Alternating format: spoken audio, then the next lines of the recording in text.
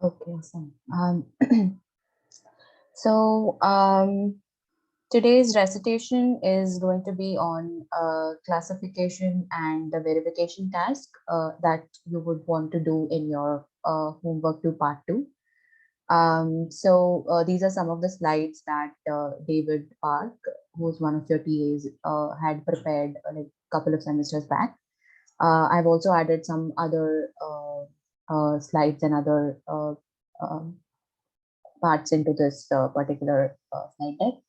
So yeah, let's begin.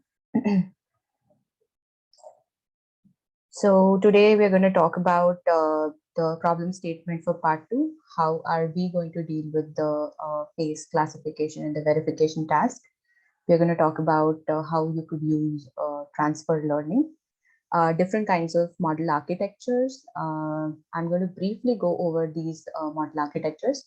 Also, to give you a quick note, there was a boot camp held yesterday, which talks in much detail about the model architectures and the related code that you would want to use in your homeworks. So please watch the boot camp for more information on model architectures. We are going to look at different kinds of glosses that you would want to use, and then run through the starter notebook for our homework to part two. So what's the problem statement? So we, for the first task, which is face classification, we have been given categories of people. There are, I believe, 7,000 different categories of people. And we have to classify an image and we want to tell to which category it belongs to. Whereas the other task, which is face verification, what we will be doing in our homeworks is that we'll be given a pair of image, and we have to tell whether these images belong to the same category or not. So this is not the traditional way of doing face verification. We'll look at it how it is usually done. We'll also see like the classification network that you would be training. Can that be applied to the face verification as well? So let's look at how classification is different from verification. So in a classification task, as I mentioned, it's a n-way classification problem, which means you have to predict from a fixed set of possible output classes. These are predefined output classes. So whenever you get a new image, you are going that image at test time is going to fall into one of these categories. For verification, in our homeworks, we have it as a matching operation where you match the given sample to the closest sample from maybe a reference of another samples. So that's one possibility. Other is a 1:1 task, which we will do in our homework. So which means we are just given like a pair of image, and we look at its features, and we try to tell whether they belong to the same category or not. So the entire, so the traditional face verification approach looks like this. Like we'll be given like input image, and then we have a face detector where we'll do like face localization and then crop the face itself. So all of these techniques have already been done in the data set, which means you already have a cropped image of the face. Then you will pass it through a CNN, which is our feature extractor.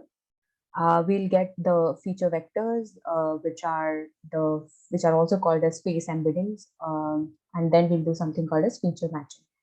So we get a face embedding, and then we are going to compare it with a face database. So face database essentially is going to have face embeddings for like all the identities or all the categories that we have in the database.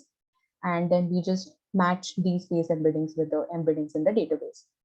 And then we validate it, whether it is a part of the database or not. So this is the traditional verification case. But again, like I'm reiterating it, in our homework, we'll be given only a pair of images. We just have to tell whether they belong to the same category or not. So in that case as well, you're going to find the face embeddings of both the images, and then looking at the embeddings, you are going to decide whether they fall in the same category or not. So how would you do that? When you look at the two embeddings, you are going to find cosine similarity between them. So cosine similarity, the range of the cosine similarity lies from -1 to +1, and -1 being they're highly dissimilar, that is, they do not belong to the same category, and +1 indicates they are highly similar, so they're going to belong to the same category. Um, Also, let's look at broadly what is open set versus closed set setting for the classification and the verification tasks. So in an open set setting, you would have identities that, during the test time, the identities that do not appear during the training set, which means at test time, you will be shown an image whose category was like not present during the training time.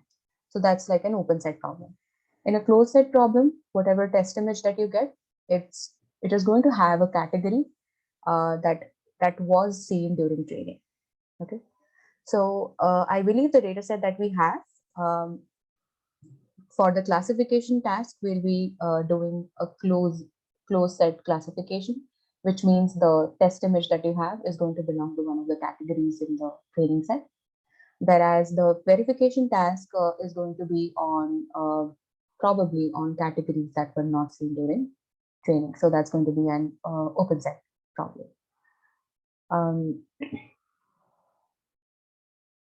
So like a general training pipeline for the classification tasks looks like this. Given an image of the face, you are going to use some CNN architecture, and we'll discuss like what are the possibilities of CNN architectures that you can use. The CNN architecture will extract the features or the embeddings from the image, and then you will have a linear layer, also sometimes called as a projection layer, which is going to project all of these embeddings into one of the categories. And you would be training this by using cross entropy loss. Okay, I see there's a question. Open set means the image belongs to a class we haven't trained on. Yeah, that's correct. So yeah, so for the classification task, we'll use a loss function such as cross entropy. So that's like one loss that you have always seen in case you have to do some kind of categorical classification. So for the verification task, if you want to train the verification network from scratch, you would have like a pair of images that have been given to you. And you would pass it through a CNN. Now, I have just drawn like two different CNNs here, but they are the same CNNs basically. So they have the same parameters. It's just that first you pass image 1 and then you pass image 2 through it. So you would get feature embeddings, and then you are going to look at those feature embeddings and try to learn a objective function. Now, this objective function is a contrastive learning based objective function. So by objective function, again, here I mean that it's a loss function essentially. It's one and the same. I'm just trying to use different like different words just so that you get familiar with the kind of language that different papers use.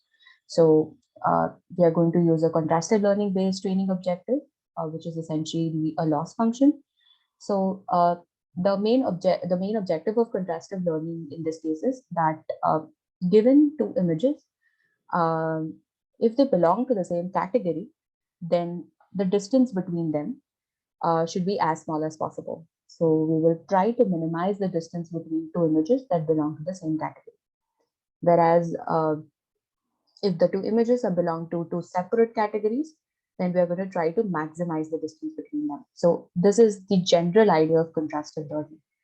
And by minimizing or maximizing the distance means that it could be either of them. It could be Euclidean distance. It could be some kind of similarity measure, like the one that we mentioned, is this cosine similarity part. So yeah, the way in which you train could be such that you want to sort of increase the similarity between two images belonging to the same category.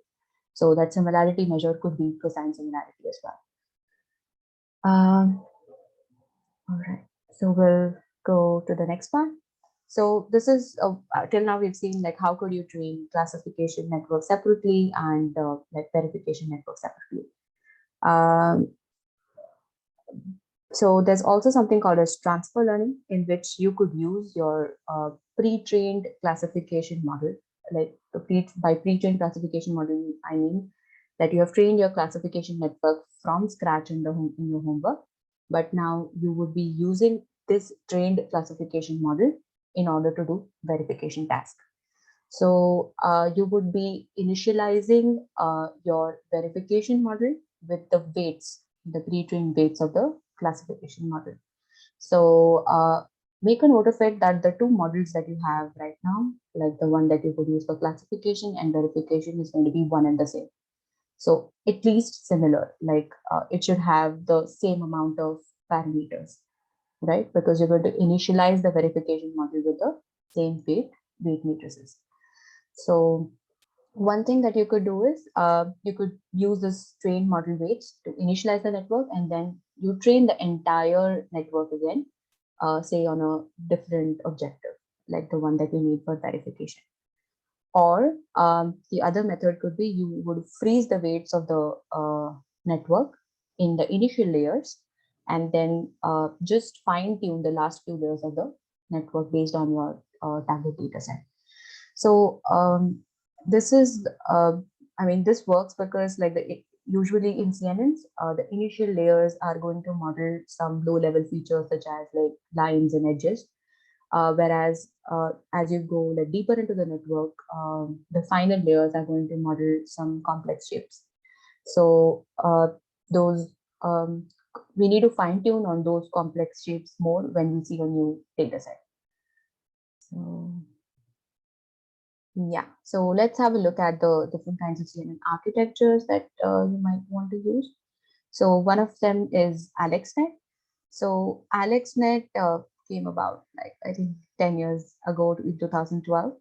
And this was like the first CNN based architecture that got a lot of popularity, and that sort of outperformed all the previous like traditional image processing or computer vision based approaches for like object detection and classification tasks.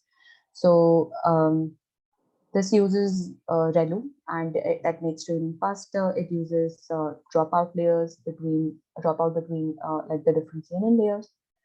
It also uses data augmentation methods, and the network is trained using SGD with momentum. Let's have a look at this is the another architecture, VGGNet, which also gained a lot of popularity. So in this network, the spatial resolution, as you can see, it goes on decreasing, which is like from 224 to 112 to 56, and even further below. But as you can see, the depth of the network, sorry, the number of channels of the network, which is say to begin with 3, which is an RGB channel, the RGB image, 3-channel image. It goes to 64, and then followed by like 128, 256, 5 and 2. So it goes on increasing as and when you like reduce the spatial dimension. So this sort of tells us that like even if you reduce the spatial dimensionality, you're not losing the information, you're sort of encoding that information in the number of channels in that particular layer. This is another network which came out in 2015, ResNet. It's still very popular. So this ResNet uses two things. One is like bottleneck architectures. Yeah. So it uses like bottleneck architectures and something called as skip connections, also known as identity connections. So this network is like ResNet is like a network which has like multiple blocks in it. So a block in ResNet actually looks like this. So these weight layers that could be basically any CNN layers, followed by a nonlinear activation function, followed by another CNN layer. So what we essentially do in this is we add a skip connection or an identity connection from the input to the output of the network. So the output of the network or the output of one ResNet block, to be more precise, is going to be like your f of x, which is going to be like some CNN based function plus your input to that block. And this is like the one block. There's going to be another block as well, which is going to be going to have like similar kind of a structure. And then we are just going to add another skip connection, and the output actually goes to the X here. Yes. So these are only convolutional layers, right? Yeah, so that's just an architecture of a residual block. These are convolutional layers. That's correct, but you could also have like different kinds of layers in it. The idea is you sort of add the skip connection, which is like a connection from the input to the output.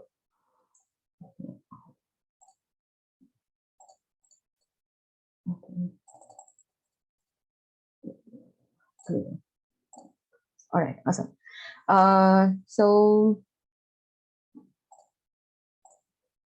okay.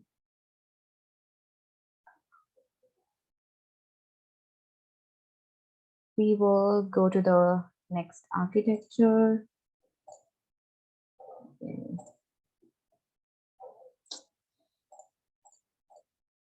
Yeah. So the next architecture is something called as DenseNet. So DenseNet is not very um, popular as such right now. The idea in DenseNet is that, like we've seen in the ResNet block, so we have like different output maps at different layers, right? And these output maps in like one block are going to be connected to all the output maps in the another block. So I do not have much of an intuition like why this would work and why it would work better. But this particular paper did not get much popular, but still it's an interesting idea that you can, if you want, you can read. Okay, let me quickly look at the chat if there are any questions. Okay. Does skipping act like a dropout? No. So this is not something like a dropout. So this particular thing was introduced in order to tackle the vanishing gradient problems. So basically, as you've seen in the lectures, when the gradients propagate back through the layers, there is a chance that the magnitude of the gradients becomes very smaller, right? So not much of information is actually propagated back onto the initial layers in the network. So now this is going to have like two paths through which the gradients are going to be propagated back. So this particular path might reduce the magnitude of the gradients, but this path is going to still retain that magnitude. So it deals with the vanishing gradient problems, and that's why the skip connections were introduced. Also regarding how you can implement skip connections, um, well, there was a detailed boot camp yesterday regarding it. You also have a starter notebook to start working with on adding the skip connections and how to design a resonant block and an entire um, ResNet architecture. So,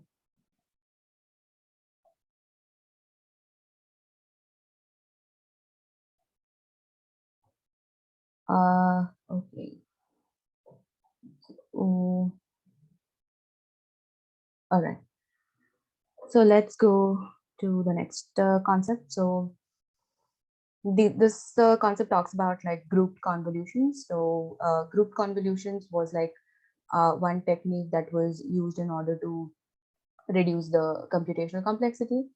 So say consider you wanted, this is your input and number of input channels is 9, and you want to generate output channel C dash, which are that are also equivalent to like 9. So in that case, you would require say 9 into 9, which is a total of 81 parameters. But what group convolutions does is that it's going to take your input channels and then divide it into groups. So your G is your sort of the grouping factor. And say we have divided it into groups of 3. Now, if you look at the kernels, each of the kernels are going to have like 3 channels, and we have 3 such kernels, right? So basically, this is just going to be, so your in channels are 3, your out channels are 3 in this case. So you'll have like 3 cross 3 parameters in your kernel. And you are having like 3 such units of it. So that would result into like 3 cross 3, 9 into 3, which is like total of 27 parameters, which are much less than 81. So group convolutions sort of was introduced in order to reduce the computational complexity of convolutions, and still trying to, encode all of your spatial information in terms of the depth. So the depth-wise separable convolution is also like a case of grouped convolutions, which has like G equals to 1. So basically each group will have just one channel. And depth-wise separable convolutions was again explained in detail yesterday in the bootcamp. Also, there's another paper called ShuffleNet, which sort of uses group convolutions, but the channels in the output are shuffled and they are used in the next layers. So yes, let's move on to the next slide. All right.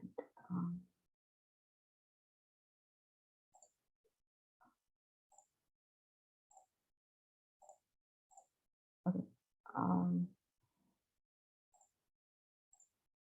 Yeah.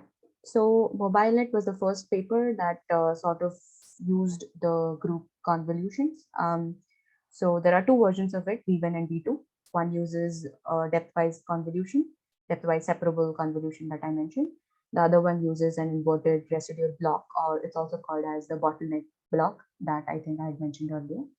So what a bottleneck block essentially does is, so this is the idea for it.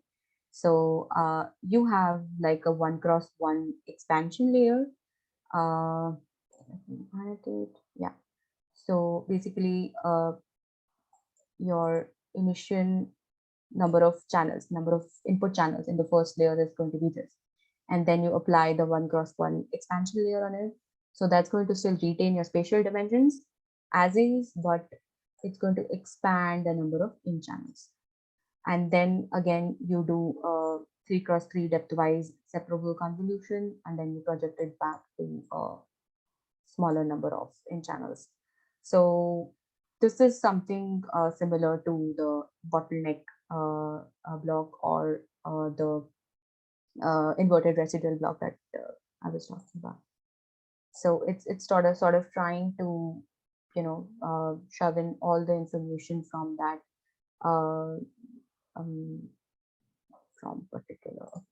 from this particular layer, which has like a lot of in channels, into smaller number of channels. So trying to, compress it into a smaller in channels. All right.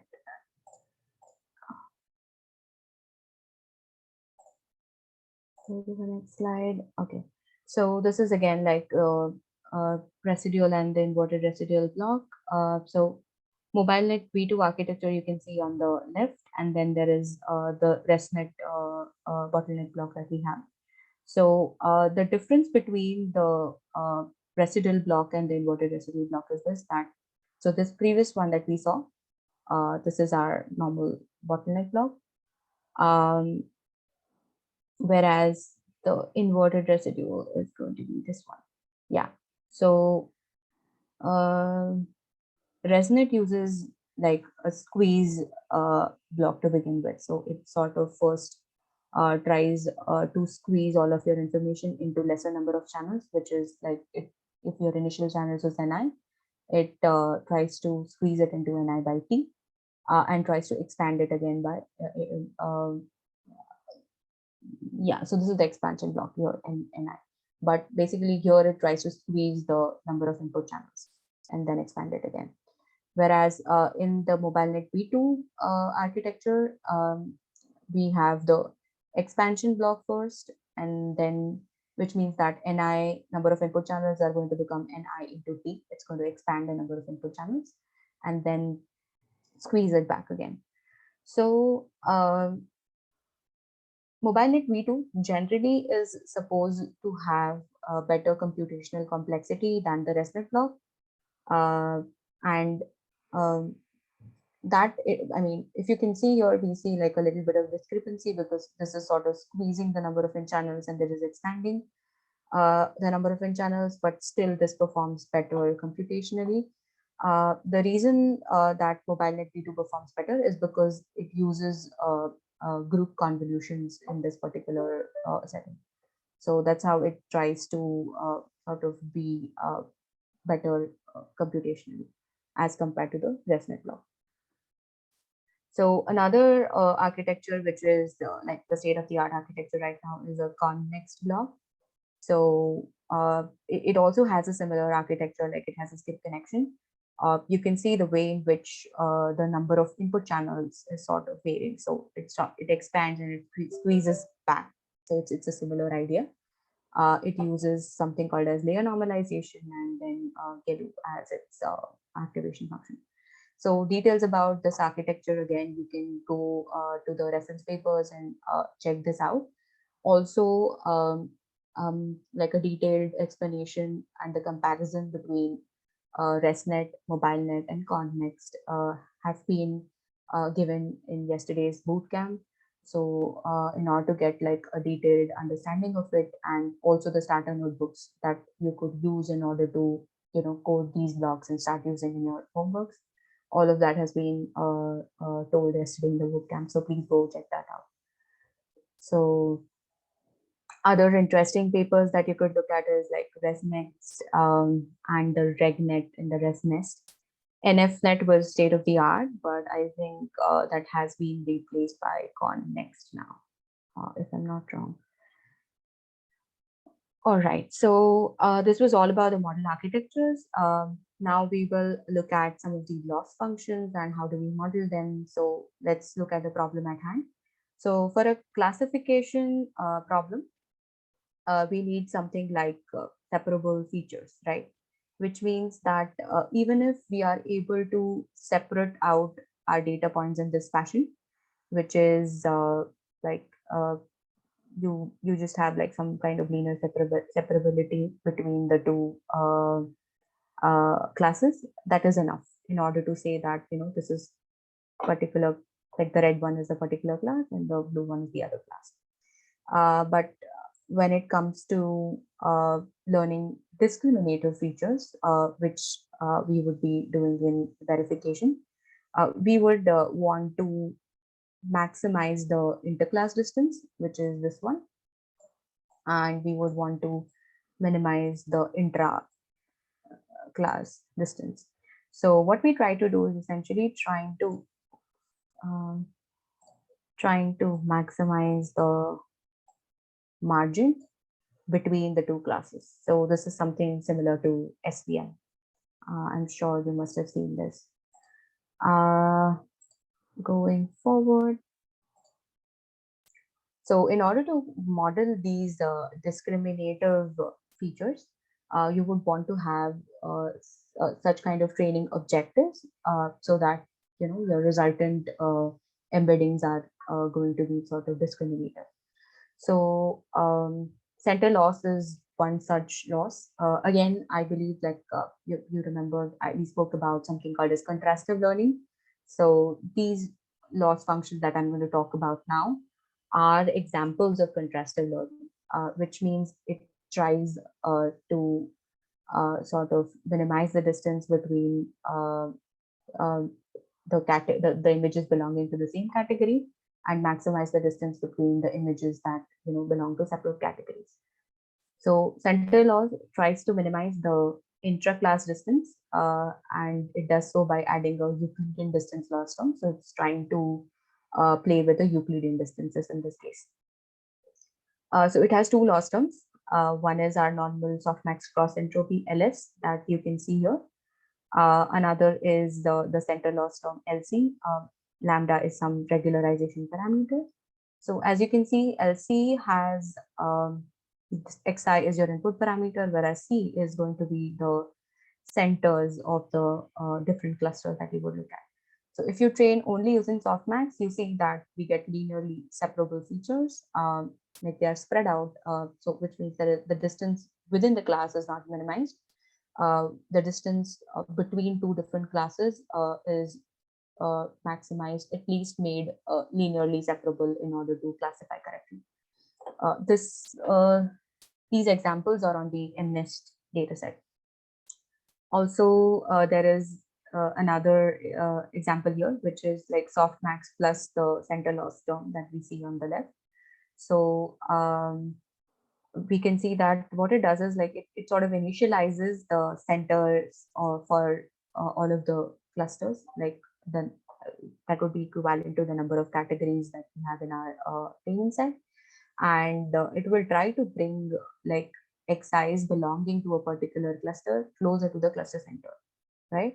So during the training process, these cluster centers are also going to evolve, and they are going to lie somewhere closer to all the images belonging to that same cluster. Also, if you want to use center loss while training, make sure that you use it from the beginning of the training classification problem. Okay, you can't change it in the middle. So this has to be done like from the beginning. So you add another center loss term apart from the cross entropy term that you have. There is also a PyTorch center loss implementation that you can look at and use it in your training objective, like in your homeworks. That is allowed. So there's no problem with that. There's another loss function, which is called as the triplet loss. This is also like one of the contrastive learning approach, but it looks at, instead of looking at just 2 examples, it looks at 3 examples now. So you have an anchor image, you have a negative image, like a negative sample and a positive sample. So the negative sample is essentially a sample that belongs, that does not belong to the same category as the anchor. A positive sample is a sample that belongs to the same category as an anchor. And you would be modeling your triplet loss using this particular formula. So in order to sort of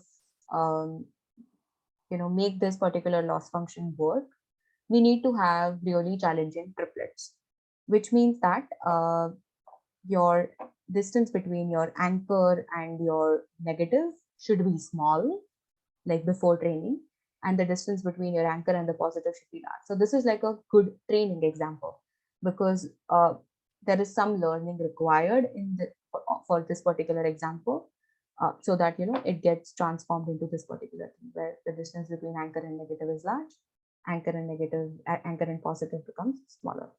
So this particular technique of finding a triplet that is challenging to be learned on is called hard negative mining. So say if you want to use triplet loss while you are training your classification or your verification problems, you would have to go through your entire data set and find out the anchor images, the negatives and the positives. So you need to find out the triplets from your entire data set. And this has been a challenging task. So it's a very popular loss, but then it also involves a lot of pre-processing over the data in order to identify triplets and do the hard negative finding. All right. So there's another loss function that you might want to experiment with, which is known as arc phase. So what arc phase does is it calculates the geodesic distance on a hypersphere as opposed to Euclidean distance. So it's basically you are projecting your data points onto a hypersphere, and then you are finding the distance between the 2 points, and that is going to be based on the angle between the 2 points. So as you can see, if they are projected on a hypersphere, so sort of the arc length is going to depend on the angle between the 2 points. So what this particular loss function does is it tries to maximize the angular margin between two classes. So we saw like how we try to maximize the linear margin between two classes. It's a similar concept, just that all of your data points are now projected on a hypersphere. So you try to minimize this is the arc or the angle margin between the two classes, as you can see.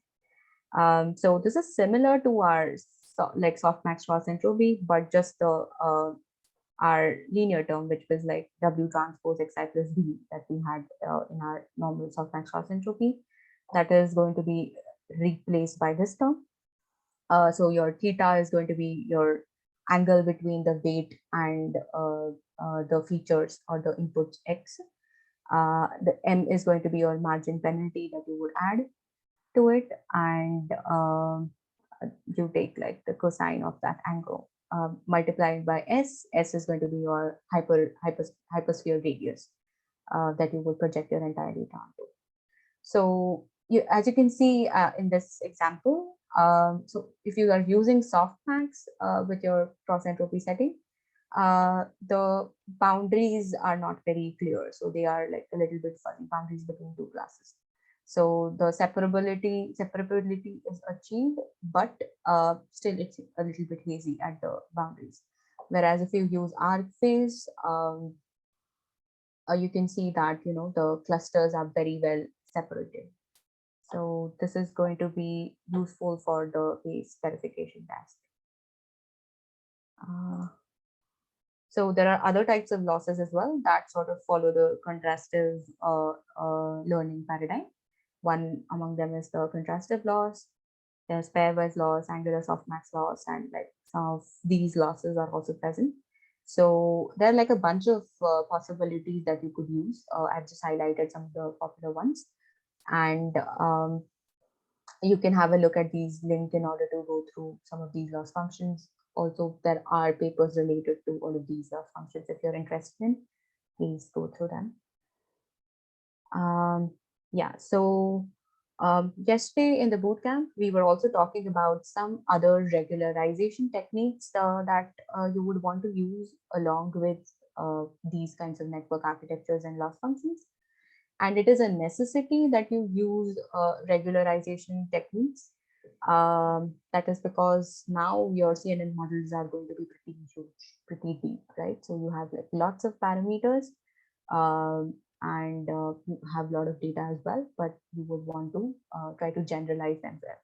So regularize some of the like regularization techniques that were discussed yesterday were data augmentation, as the you would use something like random crop or adding color jitter or things like these to your data, already existing data.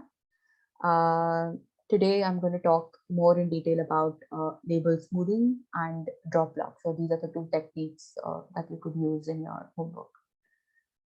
So label smoothing is going to deal with two problems that we see in CNNs.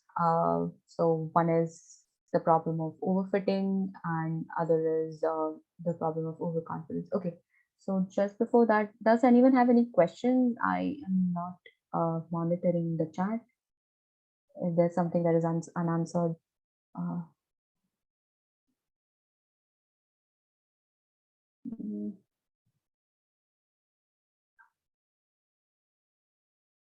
Okay, so Dan is asking, given the large number of techniques to try, it seems infeasible to experiment with all of them.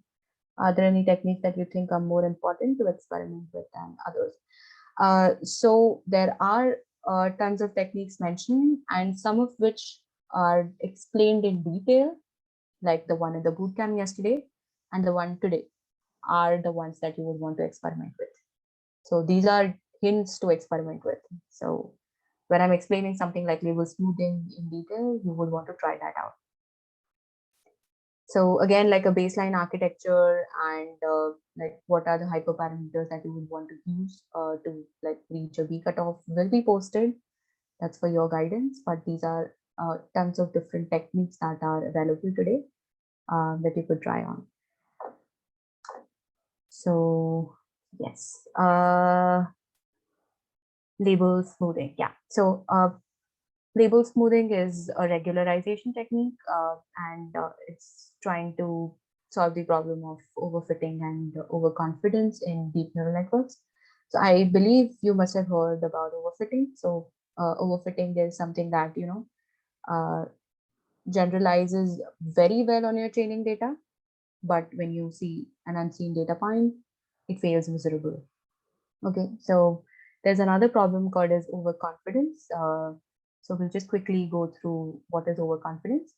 So for each of the sample in your test data set, if the model predicts outcomes with, say, higher probabilities than the accuracy of the our entire data set, then this is a problem of overconfidence, which means, say that you are predicting zero point 0.9 as your probability for a particular outcome, that for a particular category in your classification task, but and it's consistently higher. So like whatever you predict in your classification task, it has the probability of around, say, zero point 0.9, whereas the entire accuracy of the network sort of turns out to be just 60%, zero point 0.6. So then this is an overconfident model, and it's also called as a poorly calibrated model. So a well-calibrated model is the one that is going to say predict zero point 0.9 for all the outcomes in a classification task, but the accuracy is going to turn out to be 90%. Okay, then you would say that is a well-calibrated model. But we don't see this always. So we can use something like label smoothing in order to tackle this problem. So let's look at a quick example. So without label smoothing, what we have is, say we have, say, suppose 3 classes, and our label belongs to the first class. So the logits that you get, which is like the output of the penultimate layer from your convolution neural network. Uh, so let's say that's just ABC, some arbitrary values. And you have a label vector Y, which is one hot encoded. So it's going to be 100. So since your label belongs to the first class, this particular first index is 1, others are 0. Then if you remember, like in the first homework, and also I think in the lecture slides, it was mentioned that the gradient of the loss, what would be in case the loss is your typical softmax loss entropy loss. So the gradient of the loss is going to turn out to be the softmax of Z minus Y, where Y is your label vector, Z is your logits, right? So if you are trying to minimize this loss, what happens is that uh, the model is going to try to figure out the values of Z as similar as Y, right? So the distribution of values in Z is going to be similar to the distribution of values in Y. So as you can see in Y, this particular index is 1, others are 0. So the difference between these two values is pretty large. And why do I say that? Because this is again like a probability distribution. So it's going to range from 0 to 1. So all of the values there are 0, and like the one which is sort of true class, the ground truth, that's 1. So the difference between those values is pretty large. So it's going to model similar kind of distribution for Z.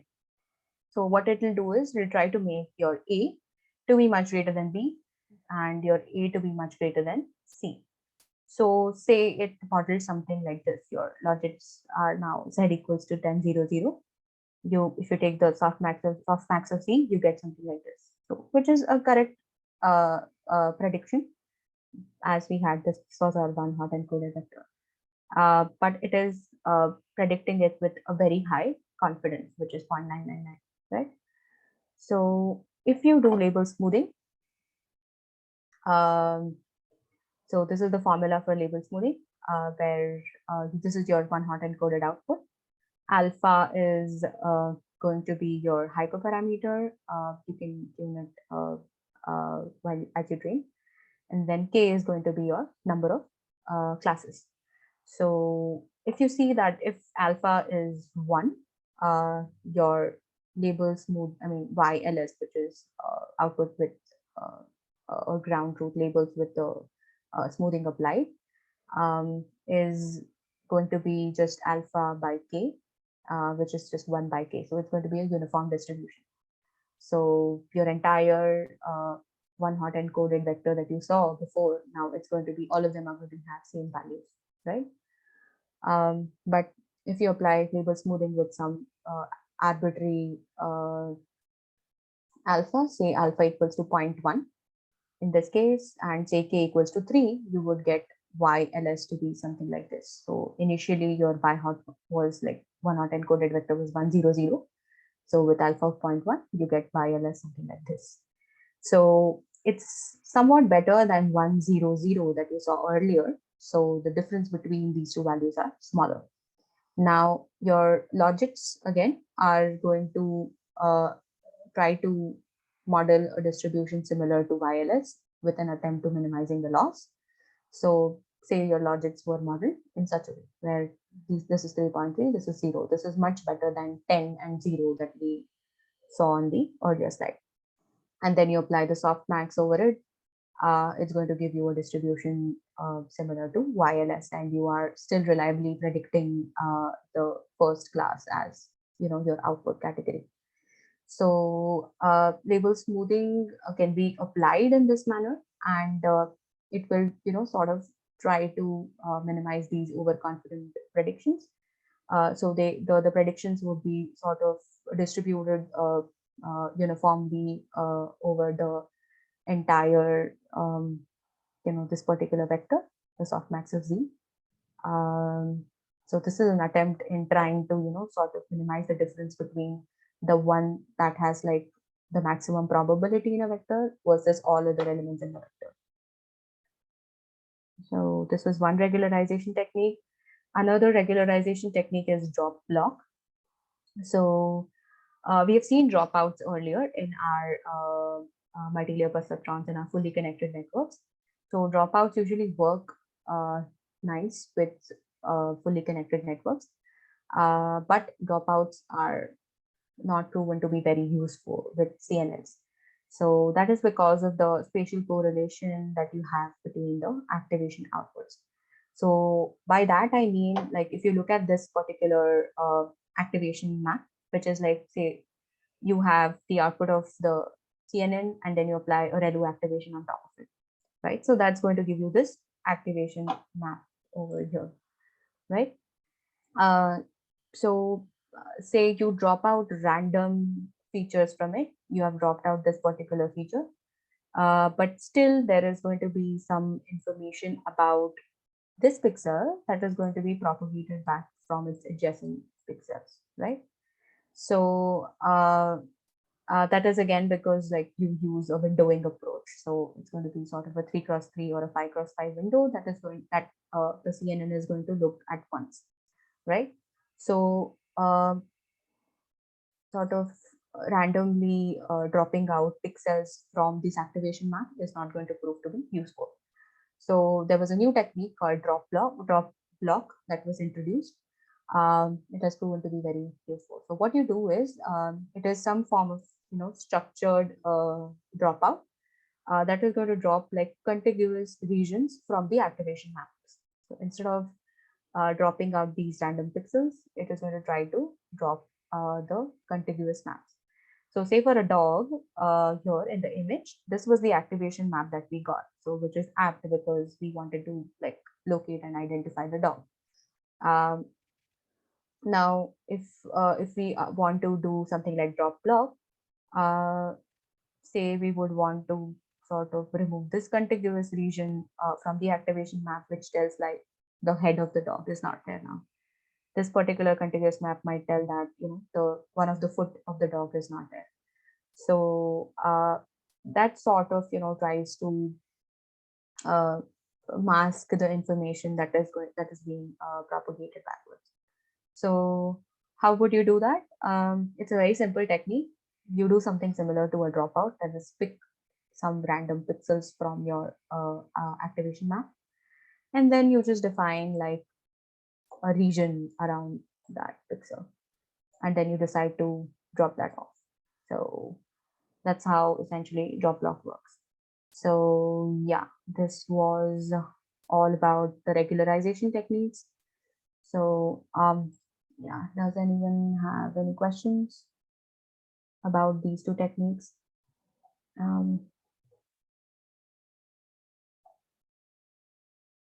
okay, so is alpha always 0.1? No, that can change. It's a hyperparameter. Um, YLS is input labels. They are basically your output labels. Like you would have your image as the input, and then the corresponding label, and which could be like dog, cat, or whatever categorical values, and those are going to be one hot encoded. Whereas YLS is going to be your labels with smoothing applied. Uh, okay, so label smoothing is just a post-processing method. Uh, it's not a post-processing method. You are going to use it while training. It's sort of a pre-processing method is what I would say. Like instead of one hot encoding it, because like before you train, you're going to use something called as one hot encoding. Instead of just putting like 100, probably you put a smoother distribution, maybe like 0.8, 0.2, 0.2, something like that.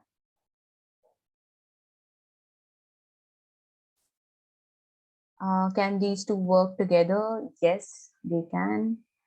These two techniques can work together. Uh,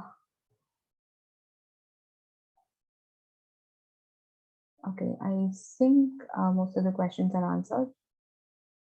All right, awesome. So that is it. These were some of the references that I referred to. And yeah, the slides have been already posted on Piazza. If I make any edits, I might repost it in a while. So if there aren't any questions, I'm going to hand it over to Ifani's, and he's going to take you through the starter notebook.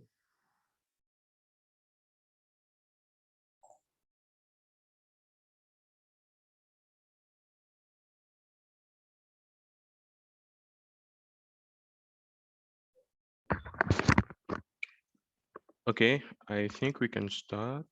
So some general recommendation, if you haven't done the early submission, I will suggest that you don't change the default parameters that are in the notebook. So yeah, about the first section here, most of the time with CNN classification, we notice that STD performs well. So it's recommended to use that actually.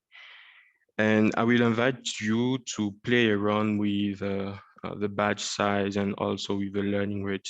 But keep in mind that when you reduce the batch size, you will also want to reduce the learning rate, because if you are dealing with STD with a small number of sample in your batch, it's like you will be updating a lot of times the model parameters. So you don't want to use a high learning rate. By the way, if you have any question, I think you can stop me. Okay, so this is the network class. Basically here you are going to implement your architecture. You can think about your backbone here as a feature extractor, because basically you are going to use those features to classify the face. And also you could use them in the verification task. So I will come back to that later. So when you take the forward method of your network class, basically there is a Boolean attribute here which determines whether you are going to return the features. I think I will also come back to that later. So here we are going to use the default dataset for images, image folder. You can check the documentation on PyTorch also. So here, as a suggestion for the transformation that you are going to apply, I will say don't combine them all at once. Actually, you could start your network, you could start the training before, before applying any transformation. And when you notice that your network is no longer able to learn, you could gradually increase your transformation. So obviously you can go to that link to check the different transformation that you can apply. You can apply some things like random crop, random rotation. So try to go to that link and see the different transformation that you can apply for data augmentation for the training of your model. So yeah, I think, yeah, you are restricted to these number of trainable parameter. So if you want, I think there is a package called PyTorch summary. Basically with that, you can have the possibility to print your, I mean, the number of parameters per layer in a fancier way. So I think I will drop the link of that package in the chat after the presentation. So here the recommended optimizer is SGD. For the early submission, again, you can just use the cosine annealing scheduler. So basically with that scheduler, it's like we are starting with a high learning rate and then we drop it quickly. After that, we increase it quickly again. So it's like you are starting from a high learning rate, you decrease, you increase. So I will suggest that you could also try to experiment with different scheduler to see how they perform. And based on that, you are just going to keep the one that's better for you. Okay, so this is a basic training loop. I don't know if you have any question, but just stop me. Do you have any question for the classification part?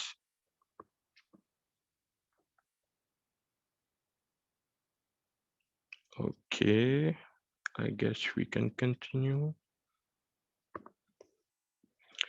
Okay, so as mentioned previously, you could actually start the verification task without doing the classification. So for that, you are going to apply some loss as contrastive losses. You have, for instance, triplet loss.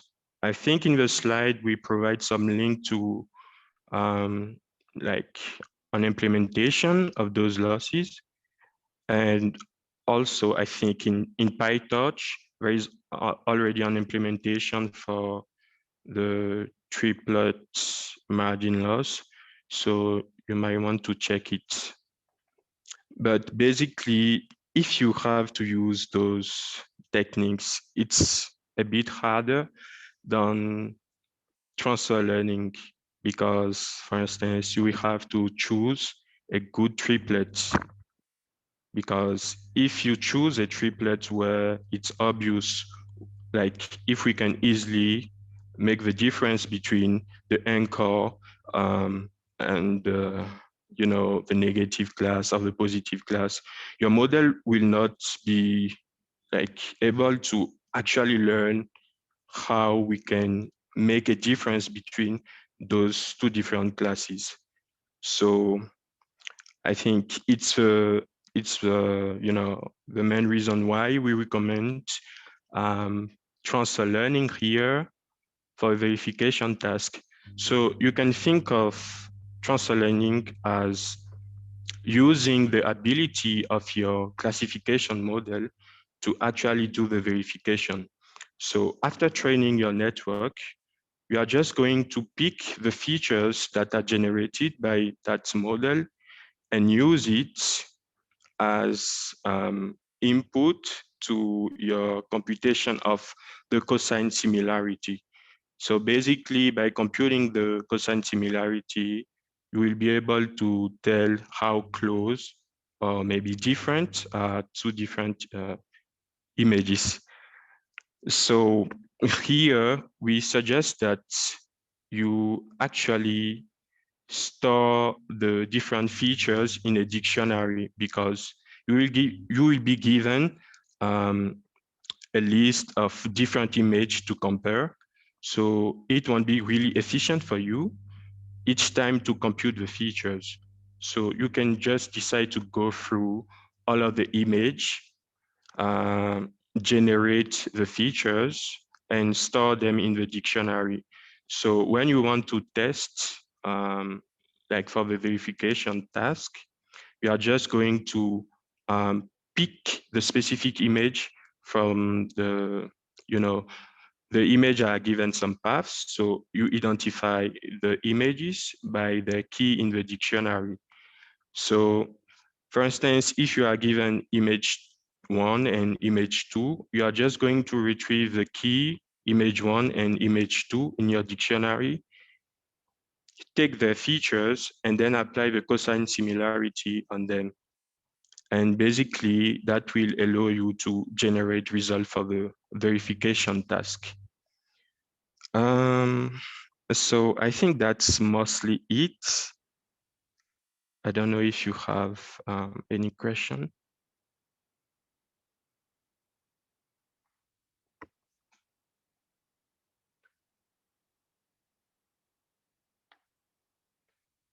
Yeah, you can ask your question. Yeah, thanks for the presentation. Just have a quick question. Is there any reason why you guys are using cosine annealing as a scheduler for this assignment? No specific reason. Actually, I explain how it works. So the behavior is that you start with a high learning rate, then you decrease it quickly, and then you increase it again. So I think you don't have to bother by changing it for the early submission if you haven't done it yet. But you can still experiment with different schedulers. So there is a reduced on plateau scheduler, for instance. You can experiment with that and see how it performs with your like during your training.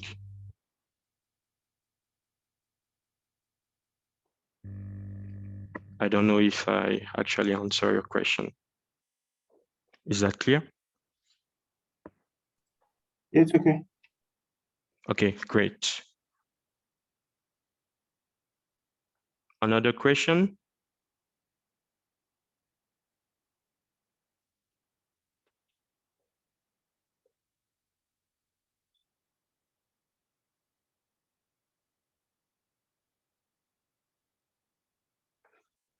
Okay.